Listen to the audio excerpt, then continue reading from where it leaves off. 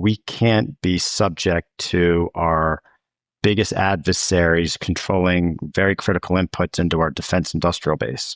Utilizing that same technical approach comes with high capital, high risk. So deploying that here in the United States, I always say we're never going to outdo China by trying to replicate China. The problem needs to be addressed through innovation. That's what ReElement does today. We produce high purity critical mineral outputs that we believe is at the low end or below the Chinese cost. That allows the United States and our allied nations to compete head to head, reshore manufacturing, and secure national security. Mark, it's great to see you. I am really looking forward to this conversation. Welcome to SunGas. Thanks, Nico. It's really a pleasure to be here and have the opportunity to tell a little bit about our story. Introduce us to, at a macro level, the underlying problem that you all identified. Not necessarily like how you're solving it, but what's the underlying problem that you've created ReElement to solve? There's a massive bottleneck. Our largest adversary today in China controls over 90% of rare earth elements, the vast majority of other critical minerals that are needed in advanced technologies, in defense applications, in manufacturing of goods for that we depend on as every day. The choke point in the supply chain is not upstream on the mining side of things. The entire Earth's crust is mineral. Mineral is rock. Rock turns into ore. We are flush with it on this Earth. Mining is a somewhat of a choke point here in the United States, but it's not the urgent one from our lens. The biggest problem that ReElement solves today is in that midstream refining piece. China has afforded their monopoly on the economy, on those markets, because of how and where they've refined these rocks, these minerals, these inputs into manufacturing grade, high purity manufacturing grade chemicals or metals at the end of the day. And because of that, they've used a variety of mechanisms to get a stronghold on global manufacturing, on the output of advanced technology applications, because they control that midstream refining process. That makes our national security vulnerable at the end of the day. So I'd like to hear the elevator pitch of why then ReElement is going to help solve that problem that you've just enunciated. The technical aspect of it is really where it resides. At the end of the day, these are commodities that we produce and that China produces at large scale. They produce these commodities at a lower price point. The technology that they use is at a high level considered solvent extraction methods. It is a series of highly chemical dependent phases or stages that require harsh organic solvents and acids to do slight pH adjustments to separate and purify elements on the periodic table into pure form. And because of the methods that they use, there's a lot of toxic acidic wastewater discharge and a lot of toxic waste that these produce. I would say their lack of environmental standards, their lack of social and labor standards allows them to produce these commodities at a lower price point than the rest of the world can. Utilizing that same technical approach comes with high capital, high risk. So deploying that here in the United States, I always say we're never going to outdo China by trying to repeat and replicate China. The problem needs to be addressed through innovation. That's what ReElement does today.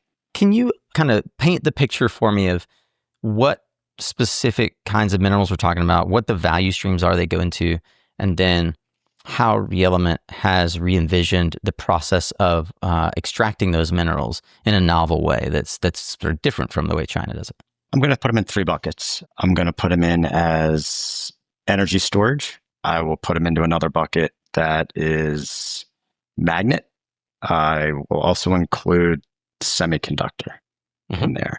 I'll use a fourth bucket as far as like more niche-y defense material, defense metals, defense elements that go into things like munitions, optics, all of those other things like magnets, batteries, and semiconductors also go into a lot of defense products as well as things like that fuel the energy transition, like battery storage, for example, like wind turbines, like electric mobility, like EV.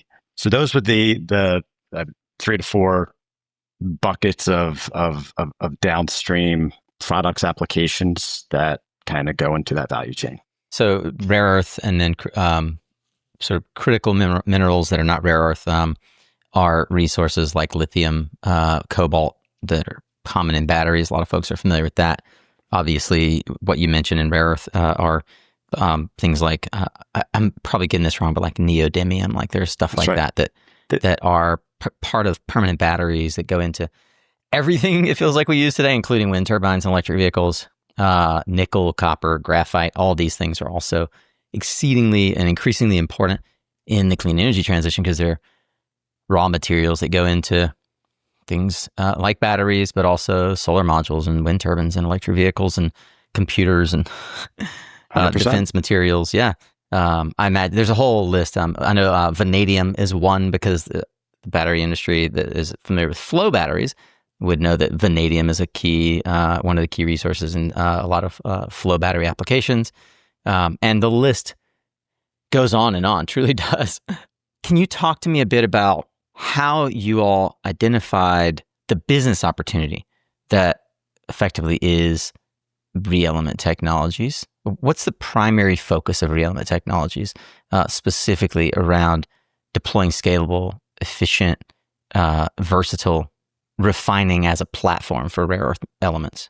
It started about 9 years ago. From a business perspective, the core of what we do is separate and purify those critical minerals on the periodic table that are in high demand, that are under a lot of export controls today. And it comes down to getting them into manufacturing grade forms. You don't put rock into your cell phone. You have to turn ore or rock into chemical. Chemical turns into metal in a lot of ways. Sometimes chemical goes into a battery, and those things go into your technology applications. Going back to my team, we were started this in, dates back, I would say 2015, 2016 timeframe, which goes back to your introduction on coal and coal mining. We saw an opportunity in the broader infrastructure markets to take a contrarian play on rolling up coal mining assets to support global infrastructure growth through one of the primary inputs that makes metallurgical coal, which is a primary input that goes into steel. There was a massive secular downturn in the coal markets. Fracking was big. Cleaner, cheaper natural gas was becoming a larger part of the energy grid. So there was this huge secular downturn, massive amount of bankruptcies and capitulation in the coal markets, which put us in a unique position to acquire a large set of assets. Our backgrounds were more finance focused. We took an approach to, like I said, take that contrarian approach and roll up those assets and restructure those assets. Right. From the critical mineral perspective, because we didn't have generational experience in coal mining, we put a fresh set of eyes on the industry. And we understood earlier, I think, than a lot of folks in the supply chain of where those choke points resided and why China had the monopoly on the markets. And we looked at innovative technologies, driving this through innovation of how do you separate and purify critical minerals in a cost-effective way. Not just a science experiment to say that we can do it. Can we do it economically and sustainably? We looked at a variety, a dozen, if not more, technologies that are university systems being incubated at some of the greatest academic institutions in the world. A lot of them were focused on derivatives of solvent methods, solvent-based extraction methods. We didn't believe that was going to be replicable here in the United States for those reasons that I cited earlier.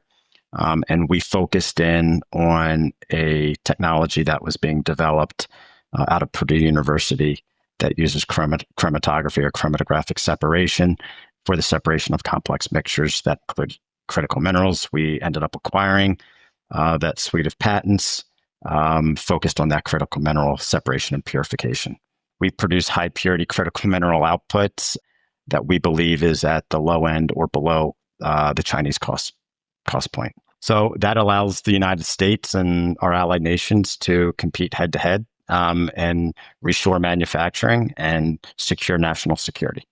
You mentioned that you made a contrarian move in the marketplace, acquiring these distressed coal mining assets in Appalachia at a time when many were exiting the space. I'm curious what specific signals in the market or insights among the team convinced you that that was an opportunity worth pursuing as an entrepreneurial venture? From a commodity standpoint, and I think a lot of us got a good understanding. Two of my partners, Mark Jensen, the other Mark that you mentioned earlier, Tom Salve, they were partners dating back to the early 2000s, 2006. They made running a small private equity platform. They made an investment in a coal mining operation, which I would say cut their teeth on understanding the processing, the extraction and processing of carbon-based material. Other backgrounds, Kirk Taylor, Big Four accounting. I had capital markets experience, a lot in commodities, industrials, transportation, things like that. So when we looked at it on the broader coal markets and in that time frame, there was mass capitulation, but we understood from the commodity standpoint that coal was used for was an essential ingredient and input for steel production. The way that you produce steel on this planet is you forge iron ore and carbon. Carbon is the hardening and strengthening agent to iron that creates steel. It's an easy way to kind of put it. The only other way to produce steel on this planet is to recycle existing steel. And there's nothing wrong with that, but based off of our demands of just global infrastructure growth, if you look at emerging economies like India, like China, like Africa, on top of industrialized nations and regions like Europe, the United States, South America, things like that, demand was still very, very strong. So that gave us the signal that we could go in, acquire these assets at a very steep discount to the replacement value, then restructure those assets by trimming the fat, right-sizing the business to fit a more modern-day coal market, which, like I said earlier, had more competition in the energy market. And we believed in that secular downturn in thermal coal. We believed that the grid should be diversified with renewables, with natural gas, and in certain instances like coal. And other developing nations still use coal today as their primary energy source. But that did put us in a position to become a large owner of mining assets.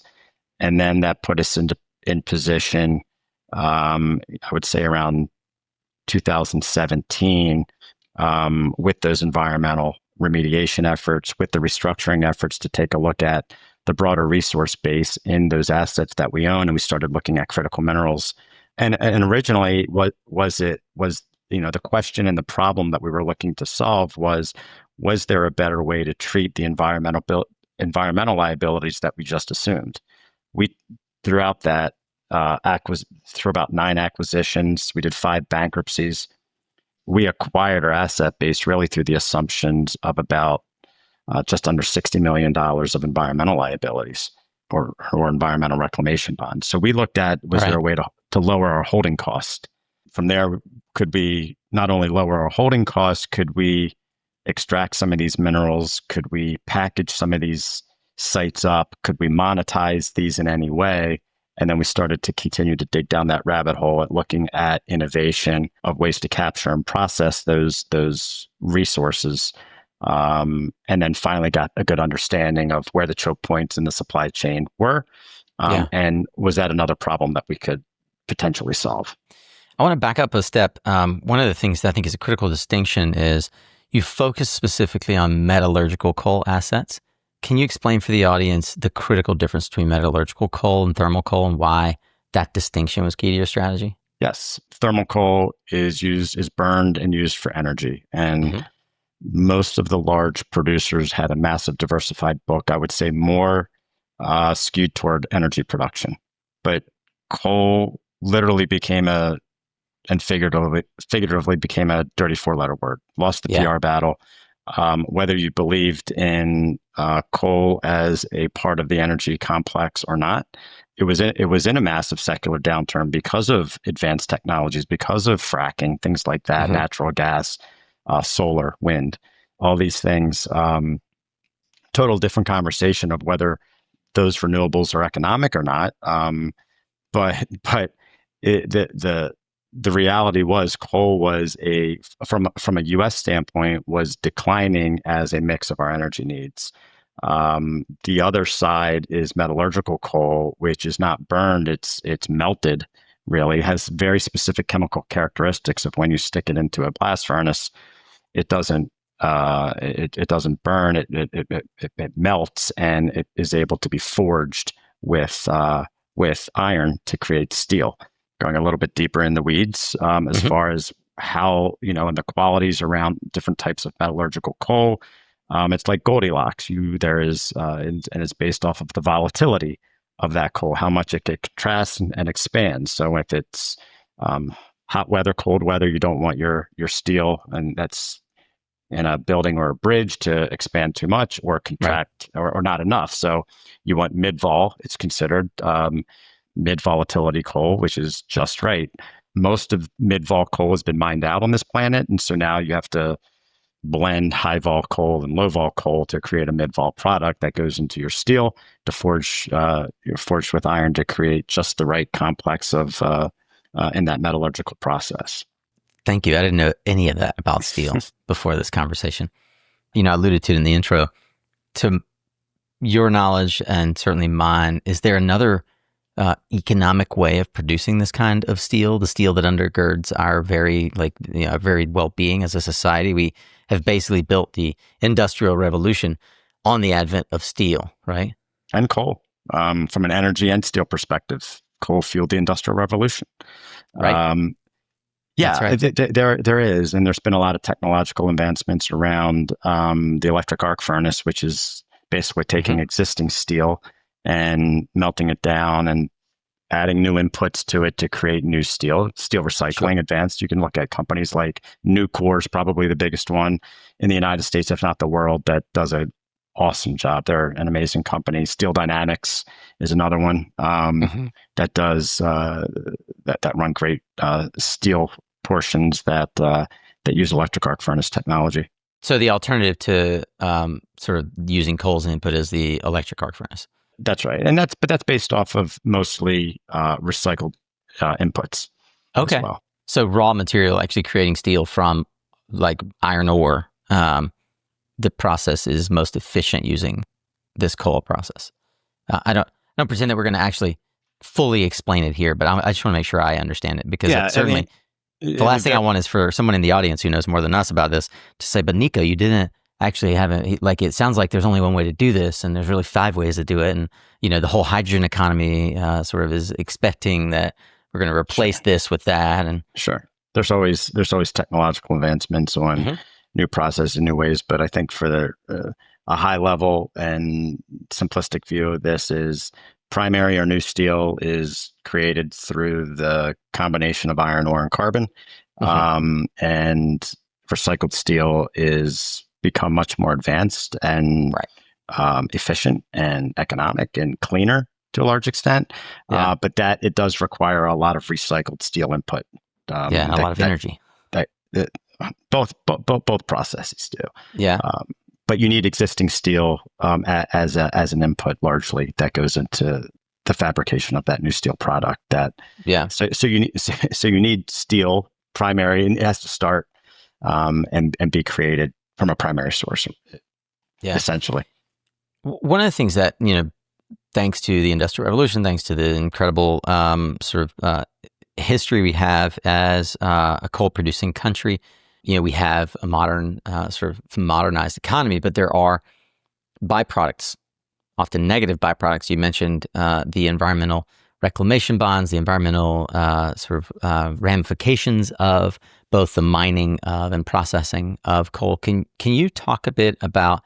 I think it's important to discuss this toxic waste stream. It's often sort of covered up and not visible to the public. It's one of the sort of it's a literal dirty toxic byproduct of the mining process, not unique to coal, but coal certainly has its own sort of waste stream.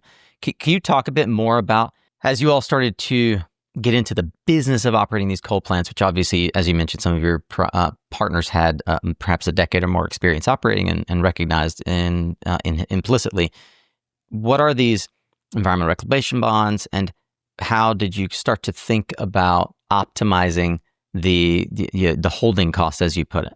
So environmental reclamation bonds are surety bonds that back mining operations. That says that you will remediate and reclaim that land back to its original environmental state once you are complete at some future point.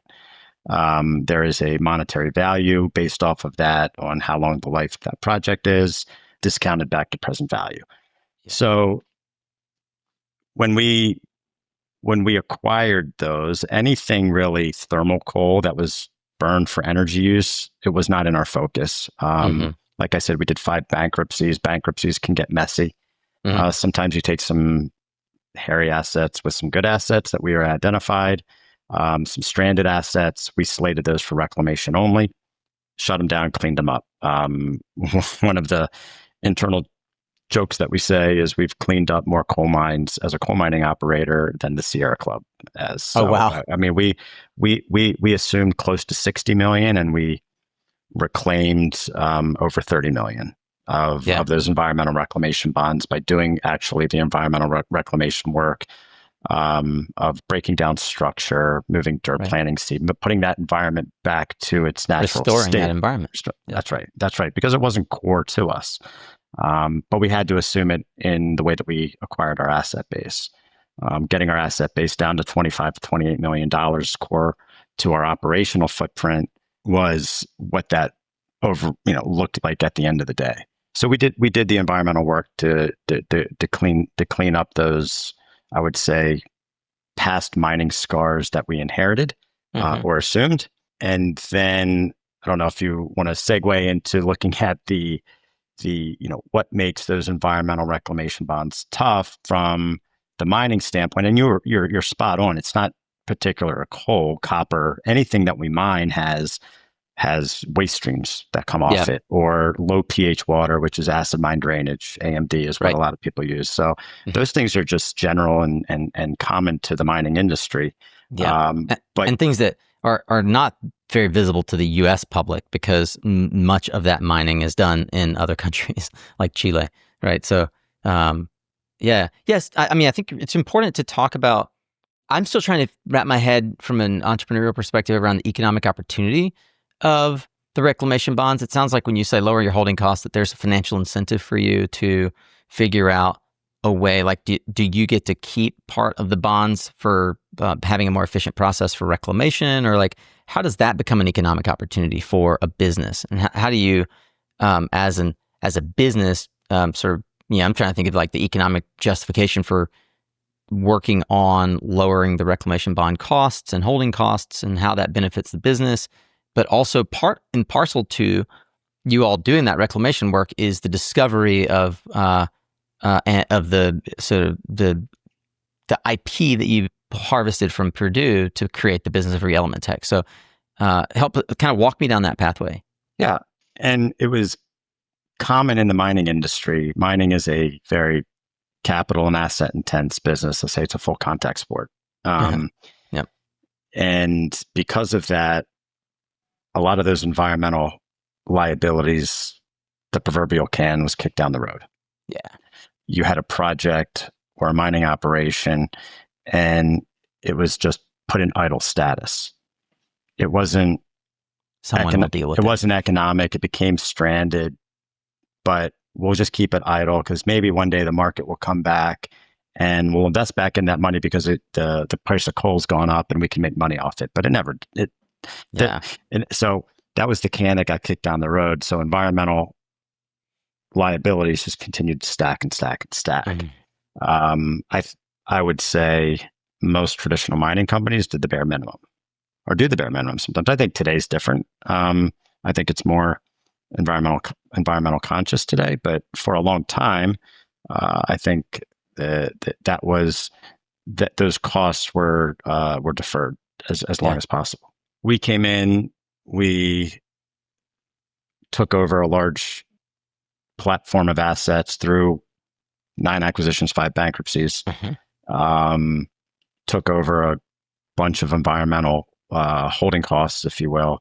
From a business perspective, it didn't make sense to continue to pay for if we always looked at it with a fresh set of eyes, very holistically, eat the whole apple, get value at every step across the value chain. Yeah. And returning those sites back to its natural state, and then going through the process of getting full bond releases on those state and federal regulations, everything like that. You'd go through a process of doing the work in stages, proving that it's been done correctly, it's compliant. The work is like remediation, basically, of that. That's right. Of that That's site. right. Yeah. And then your holding costs are lowered because you're not paying for those permits and paying for those bonds. Okay. For your annual fees, if you will. I get it. So on an annual basis, you're paying into the bond to ensure that this remediation happens at some point in the future. That's right. Okay.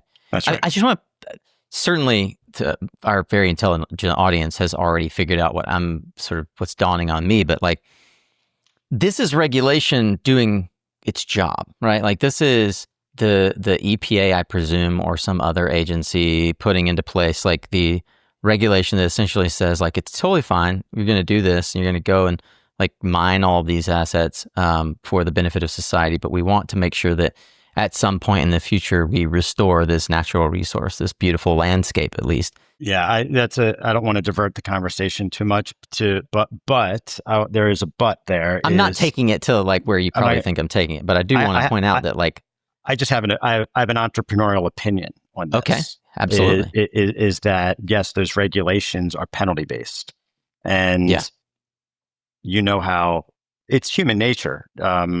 If it's penalty based, you're going to do the bare minimum. I'm going to do just enough so I don't get my wrist slapped. Yeah. Right. The EPA, the regulatory agencies that look over the environment, they should make it incentive based. Put the carrot out there. Yeah. Look at it through innovation. Yeah. Think outside the box and make it an incentive for these companies that do the environmental remediation, do the environmental cleanup, and they gain value. Yeah. There's ways to do that. Again, I don't want to take the conversation there, but it's or unless you want. But why not? I mean, I think that would be a valuable foray of the conversation because, I agree with you. There are ways to do it, and it's obvious that you guys are. It's not obvious. I wonder if you guys are doing that kind of remediation, even in the absence of those incentives, because it's the right thing to do, and because there is economic advantage to it. Yeah, I just wonder what those incentives could be, right? Like what can we put in place that is the carrot versus the stick? Because even carbon pricing is a stick. Yeah, and if you think about the entire world of carbon credit, I think that gets really opaque and really, what is that world and what are those markets? Are they even real? These things are packaged and marketed, I think, multiple times over. Right. The way that we've thought about it is tokenize it using blockchain technology. Is if you think about Bitcoin and how Bitcoin is mined, around that, you can apply that to the same thing from an environmental remediation standpoint. So you can incentivize a mining company that if you restore your duties to the environment, become good stewards of the environment and clean up those environmental liabilities, going through that regulatory process, then you can, in return, you get a tokenized blockchain currency, if you will, that has value and can be traded. Then it can be traded. And then you can think about, instead of carbon offsets, like you could have land remediation offsets. So if somebody has said, I don't want to disturb any environment, or if it's a Amazon, Walmart, Fortune 500 company that's going to go put in a new distribution center somewhere and they need to disturb land, well, they can go buy tokens, they can go to offset their impact on lands. There is a more modern way of approaching around blockchain technology and tokenization of packaging these liabilities up and making them assets versus pure liabilities, and incentivize the market to do the work. Yeah, it is a similar mechanism to like renewable energy credits or carbon credits, in that while the work may not be done in the exact location, it is essentially paying for sort of an offset of that work somewhere else. And I agree with you. Like this would be a much longer conversation. We wanted to get into the validity or sort of opaqueness of those markets. The hardest one, perhaps, or probably the most common one, is carbon credits around forestry and reforestation, right? And like, is that really working to in the way that it was set up? But I appreciate at least the sidetrack at least into like what might it look like to incentivize the market. I would love to hear from listeners. What have you explored, or what have you seen in the marketplace similar to this? How can we tokenize? We've got for sure a couple of listeners that routinely reach out to me that are working on blockchain technologies that can help incentivize and tokenize marketplaces like this, like what you're talking about. More focused on renewables than environmental waste cleanup. And it goes back to using the whole animal, eating the whole apple. When we've looked at this and you look at the critical mineral components, we can use acid mine drainage as an example, or coarse refuse, right? Either or. Those in the mining sector, especially in coal, again, fueled the industrial revolution. You mine coal. We understood where the critical minerals resided. They resided in the overburden and underburden of a coal seam. So when you cut a coal seam, you cut into the rock above, into the rock below, have proper roof control if you're doing underground mining, so the roof doesn't cave in on you. You take so there's there's a clay that sits above and below the coal seam. You process or wash the coal to make it a more purified product to send to your customer, your steel producer. Yeah. You produce it to spec. You take those clays and you end up, and the rock that you put in, you end up landfilling that. The clays have a lot of metal in it. And in those ionic clays are where a lot of the critical minerals reside. Yeah. So the ionic clays, the ionic clays. It gets landfilled through natural leaching processes. Water drains from these land impoundments, and they create low pH water. Yeah. Now, what creates that low pH water is a lot of times the metallics in those waters, but as you kind of see the advancement of technology and the advancement of critical minerals, those bad particulates in the water are actually valuable now, or could be valuable. That's how we looked at this to the echo. There's value there. Can we capture it? Can we collect it? Can we refine it? Yeah. And in doing so, can you clean up the environment in doing it and create value through blockchain as well? Like that's how we think about the entire ecosystem here. I love that. So you're grappling with this real world problem of as a coal mining asset owner, a negative output is this low pH water. This low pH acidic wastewater discharge is an environmental challenge that every mining operation, and including coal, has to deal with. And I'm not sure how they dealt with it in the past, but what you recognize is like, hey, a lot of this stuff is actually critical minerals that if we could harvest them, there's an entire other value stream that we could be creating from this asset. So around 2017, you guys started cold calling chemical engineering departments to try to figure out, has anybody figured out how to do this yet? Can you talk about that? Absolutely. Looking at, can we extract that value from these waste streams? Again, being a little bit ahead of the curve on the critical mineral side of things, the market was just starting to develop. EVs were starting to take off. So you started to see more demand for energy storage and batteries, for magnets, things like that. I would also say geopolitics started to continue to heat up and ramp up. And the divergence between China taking our jobs and manufacturing base from the United States was really getting to a level that was unsustainable for our country. Let's just say it. And you started seeing a lot in the news, 2018 to kind of 2021 timeframe around cobalt, like so much so that it forced Tesla to do an about face around what their sort of battery chemistry makeup was, right? Because it turns out that 99% of cobalt production in the world is owned by China. Predominantly in very socially inequitable situations. So keep going. No, all of these massive macro trends on top of massive deficit spending and growing national debt, right? All of these things are mounting, and none of this is sustainable. So looking through a commodity lens at critical minerals, understanding what the choke point was, understanding processing of raw commodity from acquiring coal mining operations, operating them to a certain capacity. We looked at A, lowering our cost structure, B, creating value. So we did. We started in, most of our mining operations were in East Kentucky. We had one in West Virginia, starting in our own backyard, calling University of Kentucky, West Virginia University, asking them what they were doing from research and development on capturing critical minerals from mine waste in coal country. Yeah. Continued to network through that, asking questions. Who else is doing things? Knocking on doors, asking people if there's any way to collaborate. Can we sponsor research? Can we advance some of these efforts? Can we commercialize any of these technologies? And that's where I said we looked at a variety of different technologies that were being developed, being invested in from our government through the form of grants, R&D grants, going into our university systems. What was the government investing in at that time? And then we looked at, again, looking at the competitive, the economic aspect of solvent extraction methods. Could that be applied here in the United States, or can it be applied outside of China? And some of that was more said to us rather than, some professors, scientists saying this will never be economical. That's not like we are purely running a science experiment here. And you said, leave that to us.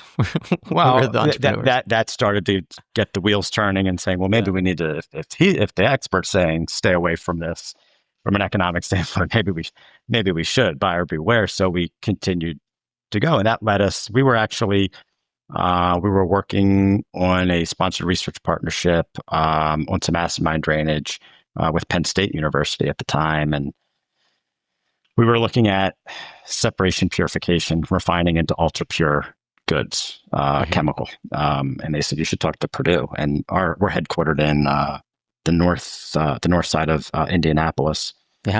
Purdue's in West Lafayette, about an hour and a half from us. So we reached out to Purdue University. Dr. Linda Wang, that ran the chemical engineering department, was utilizing chromatographic separation or chromatography for the separation of complex mixtures. Dr. Yi Ding, who is our chief technology officer today at ReElement Technologies, was a long time.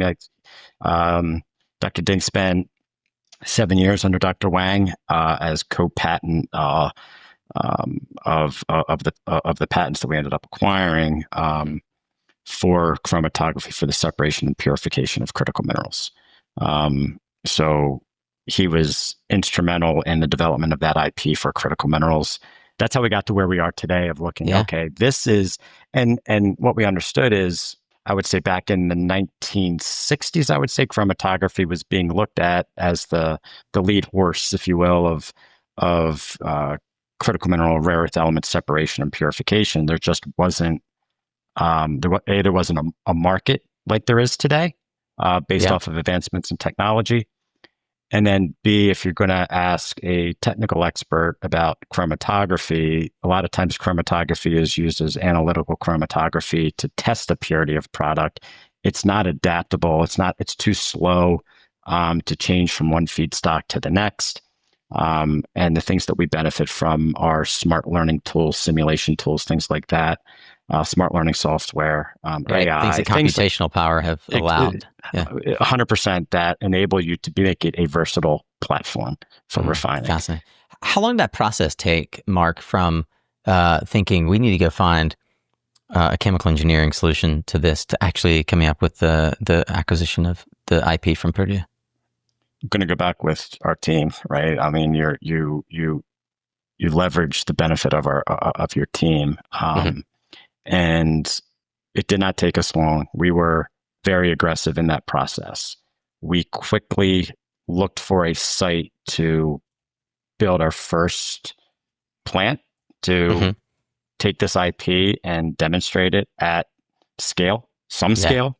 We leased a property or a facility in a light industrial strip mall in Noblesville, Indiana. We built it almost bespoke. I'll give a shout out to Jeff Peterson, who's our chief commercial officer, who shortly before that we hired him. He came out of the nuclear Navy, tasked him to the sleeves and start building this stuff. And he was a Purdue alum as well. So there was some easy collaboration that took place there. Sponsored more research at Purdue, broadened the IP into not just rare earth elements, but battery minerals, and then executed. Took that plant from running rare earth elements from recycled feedstocks, battery minerals from recycled feedstocks, classified it as a commercial qualification facility for multi-mineral, multi-feedstocks. So it took in ores, concentrated brines, battery black mass, that is a shredded cathode that's been recycled, end-of-life magnets from a variety of applications, power tools, wind turbines, EV motors and rotors. So effectively critical element recycling. Yes. So we definitely started out of the gate on recycling because sustainability made a lot of sense to us, understanding the choke points, the need for these elements. We believe that growth curve was up and to the right. Supply was going to be constrained. These elements, even though they're called rare, they're not rare, but they are challenged in the market. You mentioned cobalt earlier, and there's other elements across the periodic table that are highly concentrated of where they're extracted in the world. So we could understand the competitive landscape of the importance of sustainability, if we can recycle them back into high purity manufacturing grade and put them back into the supply chain.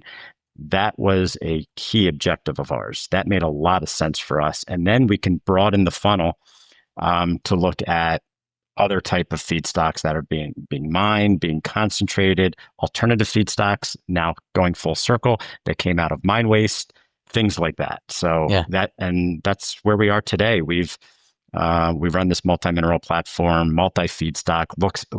We think coal waste can be, and some of the coal waste that we've worked with, again, going full circle back to some of the university partners that we originally spoke to and reached out to, they produce some of the most interesting and high-grade feedstock that we have run.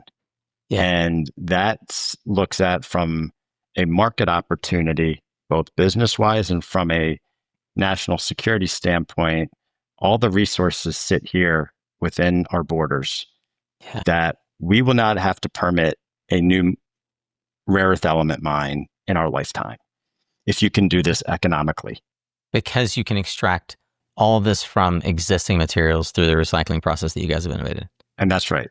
And part of that is process engineering. Part of that is byproduct economics as well, by understanding what other monetizable material can you produce out of these waste streams as well. Coal waste, for example, has a lot of silica in its waste stream. It's high silica content. But silica dioxide, if you can produce that, that is a ingredient that goes into the semiconductor space. So if you look at things like the CHIPS Act, things that the government are investing in, trying to reshore manufacturing of chips here in the United States, well, then those things make a lot of sense to us. So using byproduct economics to extract things like zinc and zirconium and silica, along with the rare earth elements, that gets very interesting as far as meeting the needs of our domestic supply chain, along with other elements across the value chain. I think one of the fascinating things for me is you enunciated, a couple of things. Is one, you are able to be competitive on quality and cost, and you don't use this heavy chemical process that is traditionally used, that results in no acidic wastewater discharge, closed loop system effectively. And yet you're able to do this in a relatively small footprint. You operate on 7,000 square foot facility presently. That is light industrial.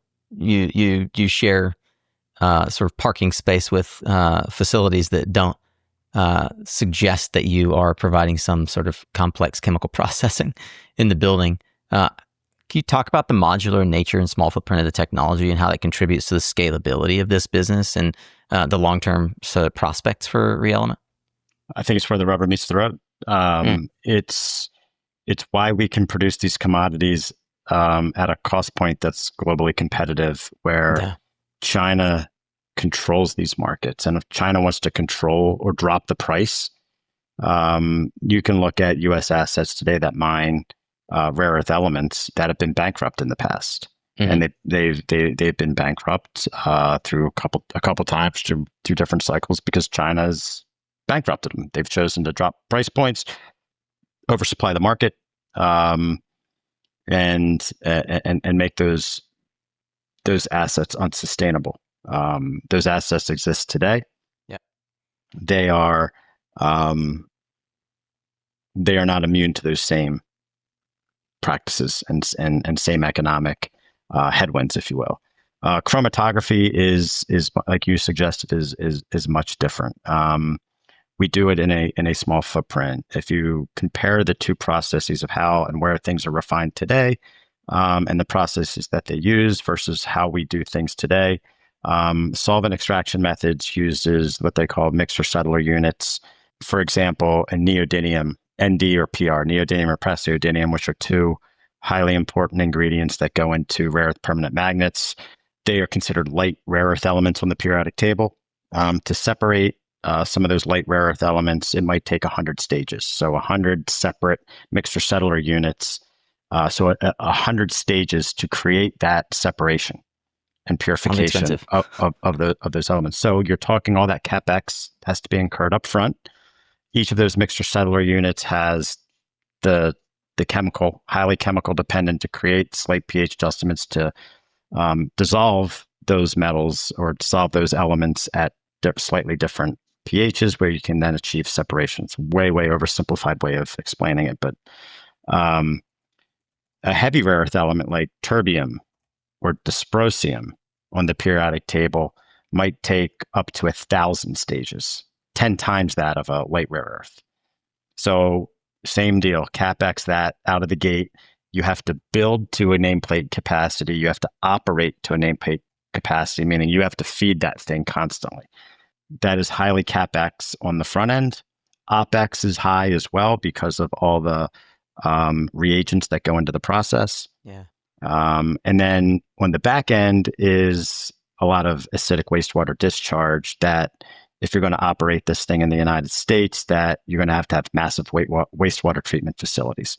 And that's all going to contribute to higher cost output. And then if you want to hire technical people at United States wages versus China wages, that's why these facilities do not exist in the United States. And in my opinion, they never will exist in the United States. Many of companies have tried to do that.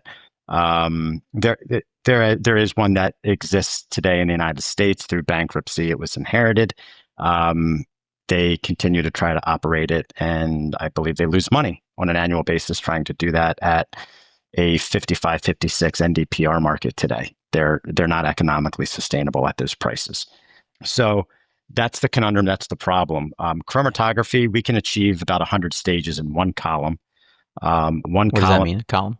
A column is we use column-based system cylinders that are packed with resins. These resins have these are off-the-shelf equipment because chromatography is it's not a novel or new technology. It's used across a variety of different industries.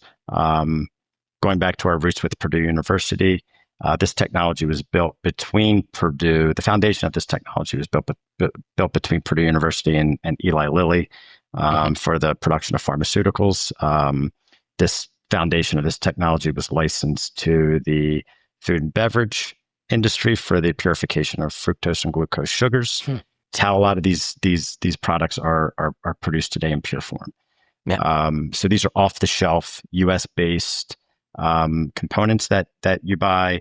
And like I said, one column packed with resin replaces about 100 stages of solvent mixer settler units. What's that look like from a square footage savings perspective? Oh, massive. I mean, we can operate in let's just call it I'm going to back of the envelope ballpark this at, call it a 50-foot by 50-foot, space of columns, which would replace, a football field of two of mixer settler units. So much more compact because you're taking. So like let's just call it a tenth of the space, like the end zone versus the entire field. That's right. Wow. That's a good way to put it. Okay. So we're able to do this at a much smaller footprint, and we are not. There's a chemical process. We do use chemical in our process, but a lot, like you said, closed loop. A lot of our chemical is recaptured. So that column is packed with resin. And then we classify, there's 3 stages. There's the front end, there's the separation and the chromatography phase, and then there's the back end conversion into chemical product. The front end is high, it's high impact brute force. It's turning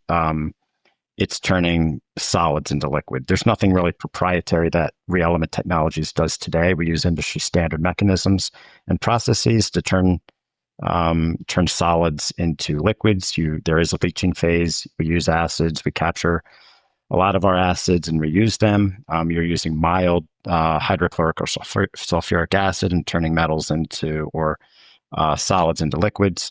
You're doing a filter of that liquid. So you're then getting what we call a pregnant leachate that is injected into the top of your column, which flows through your column, and your resins, which we would classify them as kind of feeling like a kinetic sand that a kid would play with.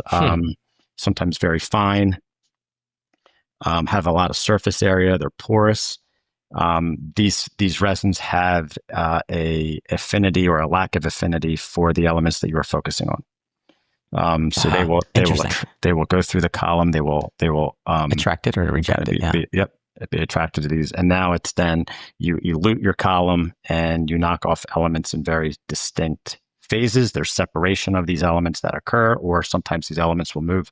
Another way of putting it, these elements will move through the column at different speeds based on their weight, and their affinity, their attraction to these. Yeah, exactly. So then you can measure the output purity of your element. So we can go back to the magnet metals of Nd, Pr, Dy.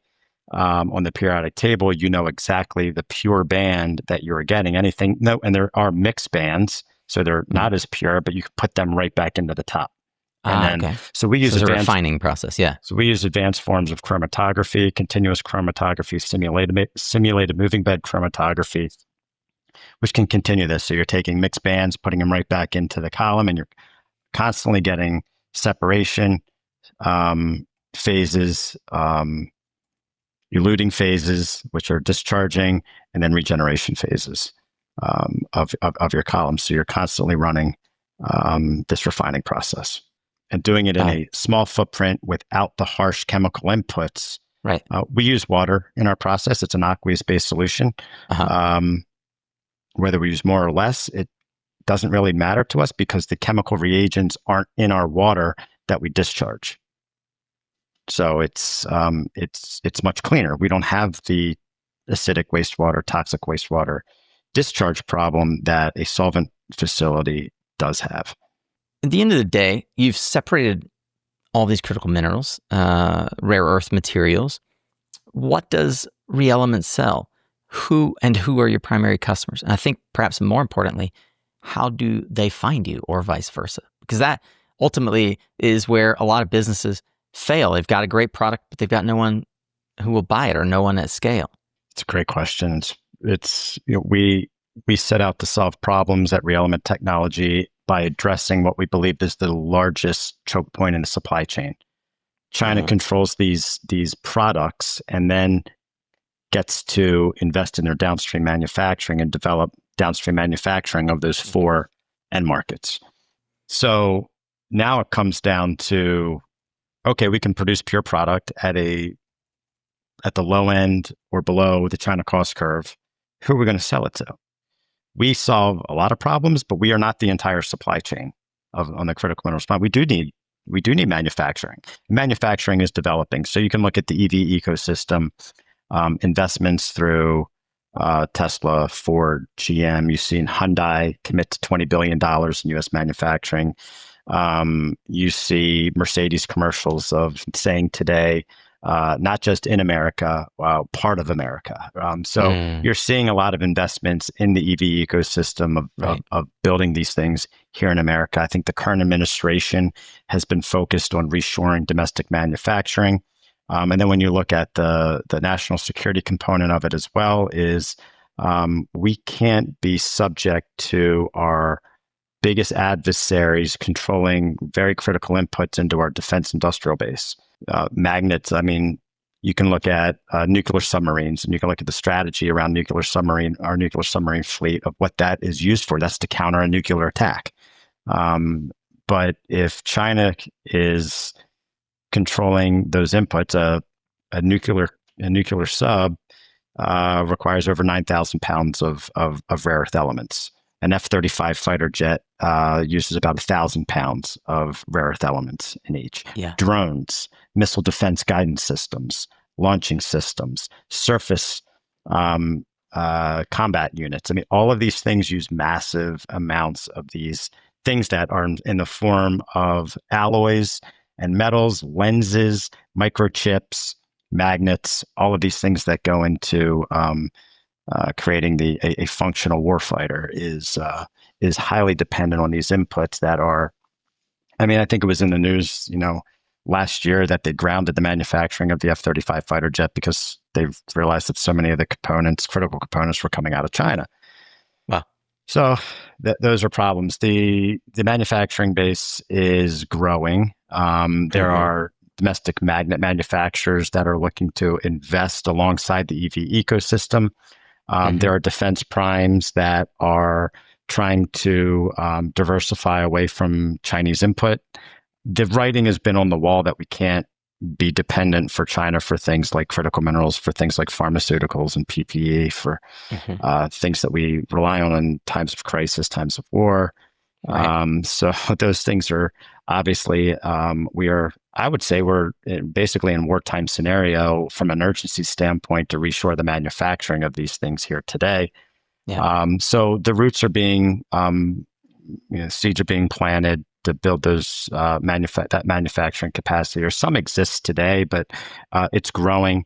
And then how ReElement, fits into that equation is because we are smaller, because we are modular. And I know you asked me about that earlier, and I'll touch upon it very briefly, is the way that you scale chromatography is if you have a column that I explained, you can either use bigger, wider columns, slightly taller columns to get more surface area interface within each column based off of your leachate and your resins that you have. You add additional columns. You add additional production trains for different inputs and outputs. Within that facility, you build additional facilities because we're permit light, because we're real estate or square footage light. We can deploy this much more efficiently, and we really build based off of what comes in and what's contracted to go out. What do we have a supply? So we have a de-risked, nothing is risk free, obviously, but we have a de-risked approach to how we deploy capital, how we build capacity. It's not a build it and they will come type of approach where somebody has to underwrite this and take massive capital risk. This is, we can provide you what feeds the facility and what is contracted on the output of the facility. But you are right. The critical mineral markets are volatile. We believe our low cost is our hedge.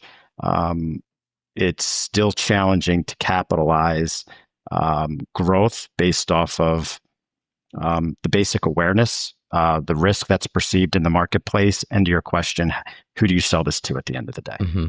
Yeah, and you use the term prime. So defense primes describes private companies, for those who are unfamiliar, academic institutions, other entities that contract with the DoD to provide supplies, construction, other services. Names you'd recognize are Boeing, Lockheed, Northrop Grumman, General Dynamics, Raytheon, who manage massive contracts, a large portion of the DoD contracts, in fact. And it makes sense. A lot of innovation, all the way back to computers, comes down to finding an attractive opportunity to supply materials for defense as a starting point. In fact, most of the solar industry, most of the computing industry got its start either through oil and gas or defense primes utilizing the underlying technology to get it both to economic scale and to the point where it is economically it is proven technology and viable.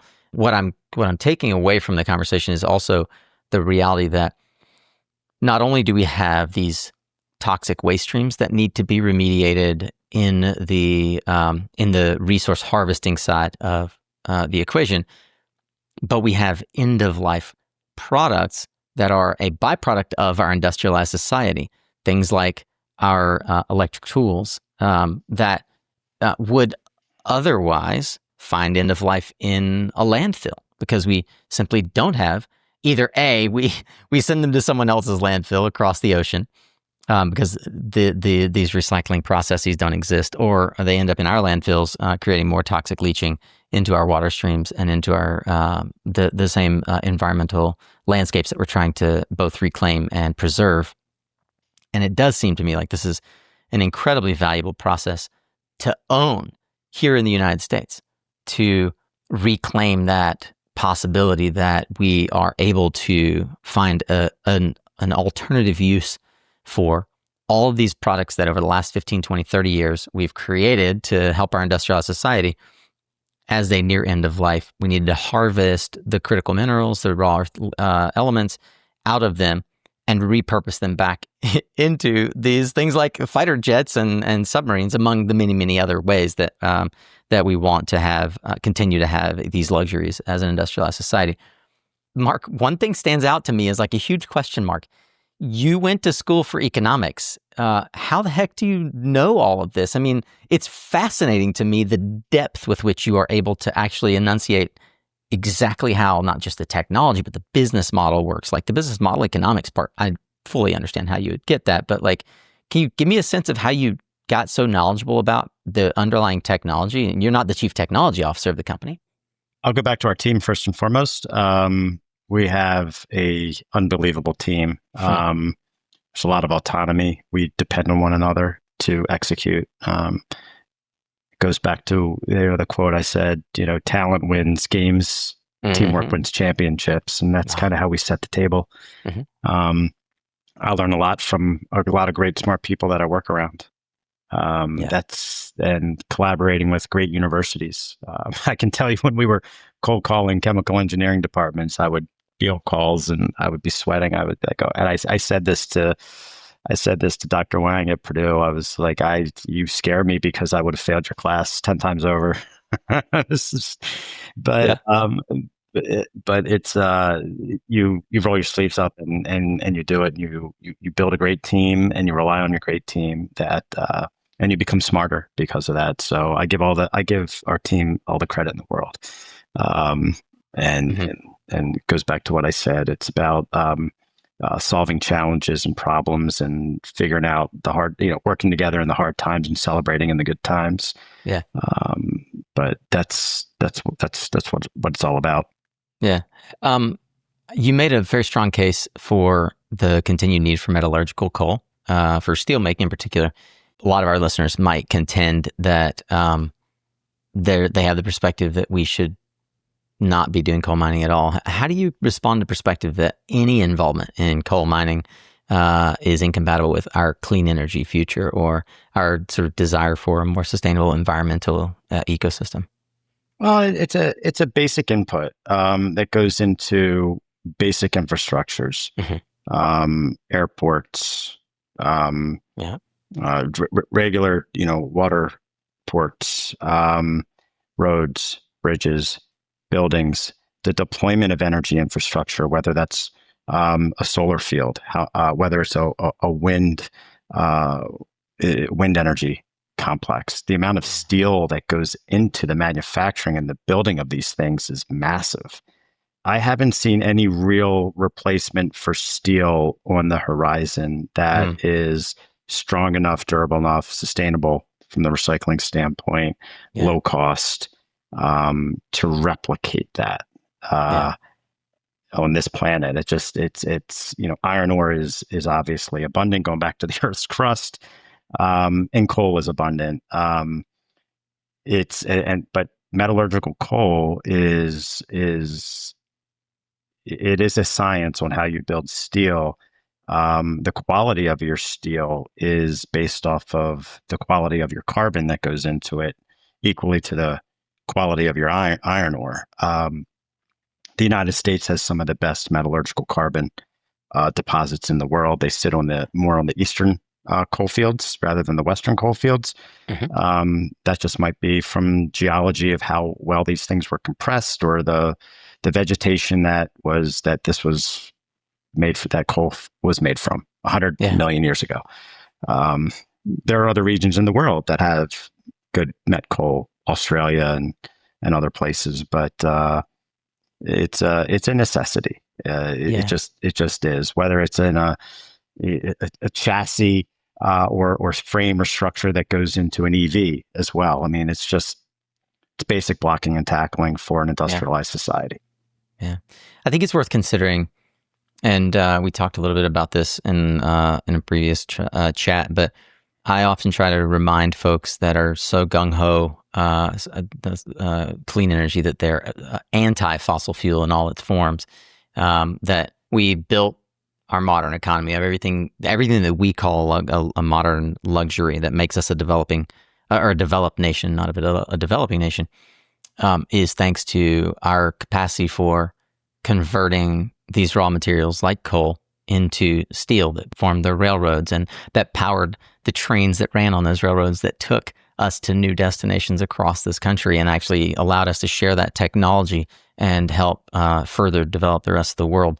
I appreciate this conversation that we've been able to explore today, where we can remind folks in the clean energy revolution that the battle is not against an old way of thinking or an archaic way of sort of generating power or fuel. Like, we have to remember that there are fundamental building blocks of our society that require us to either reimagine entirely how we build, or to reimagine how we clean up the process like ReElement is doing, or how we bring back to our domestic economy the ability to innovate around those the waste streams, to innovate around and I mean waste streams in all their forms. Like, having a battery stop working and then having to figure out what to do with it is a waste stream.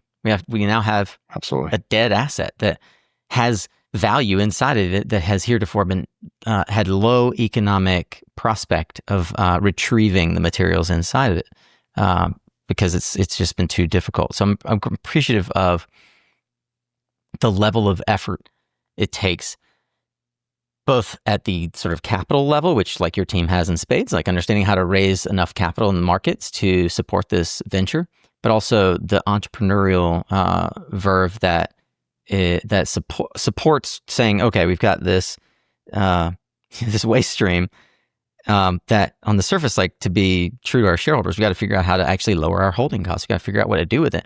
But we also have an altruistic side that has a focus on sustainability. We don't want to be seen as the villain that coal industry has been painted by. We want to be able to like re-envision what the coal industry can offer to society. And so I think that ReElement represents that kind of company, at least what I've experienced through the conversation with you, the kind of innovation that America is known for, right? The kind of, and I think that's really important. Like, I was listening to Scott Galloway this morning talk about how London and UK by and large exists to service money. It exists to service wealth rather than to create technology and wealth. And still, like, China, the US, and in some ways India still exist to create innovation. And it's these core innovations like what you guys are creating that I think is giving me hope that there are smart entrepreneurs, but also smart money looking for ways to bring this technology back to our shores. Sure, like maybe it's motivated through defense and sort of militaristic jargon, but they're nonetheless real. Mark, I wonder through this process. Thank you for enduring my monologue, you and the listeners. But I wonder about as an entrepreneur who's been through this, what seems to be a fascinating journey, are there lessons that perhaps were unexpected or extremely rewarding that as you've gone through this process over the last decade, you recognize like they're truths about how business works that you've discovered? It's been a fun journey. It hasn't come without its hiccups. We sometimes shoot first, ask questions later, reap the repercussions sometimes of those actions. We want to be aggressive. We want to move fast. We understand the urgencies of those things. We didn't make all the right moves in the coal markets or in acquiring or operating coal mines. It maybe underestimated some of the obstruction that some of the legacy industry placed upon us, which is okay. But you still have to, again, leverage your team, forge forward, and those are going to be challenges, but you lean on one another to get through them. Mm-hmm. And, what you said was, spot on as far as U.S. innovation and driving it. And I think what ReElement also does is we take real, true American assets and IP and are collectively bringing those together to solve real world problems. For example, we have a coal mining processing plant in East Kentucky that we are, it's in our not too distant plans to convert it into a critical mineral refinery.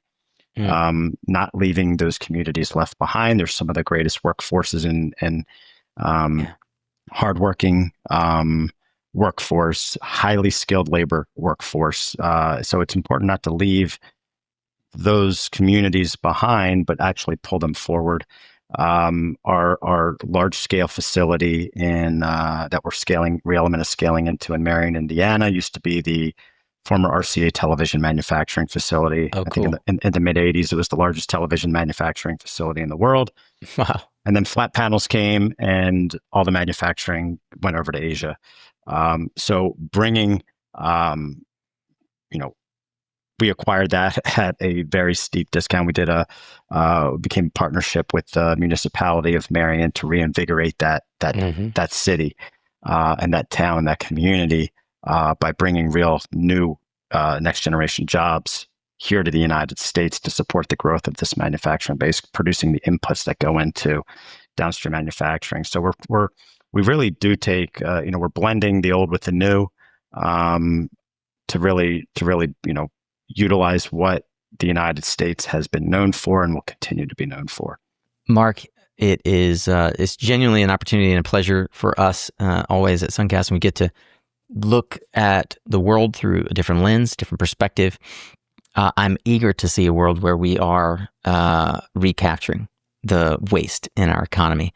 I believe that everything we've done up to now served a purpose, and we owe it to our children and their children as stewards of our current economy and our society, our environment, to find ways like ReElement is doing to provide a prosperous economic future for not just for our country, but in a way that doesn't deplete our resources, but rather recaptures them and gives them new life. So thank you and the ReElement team for the way that you guys are approaching this with economic fervor, but also looking at it through the lens of sustainability and scalability.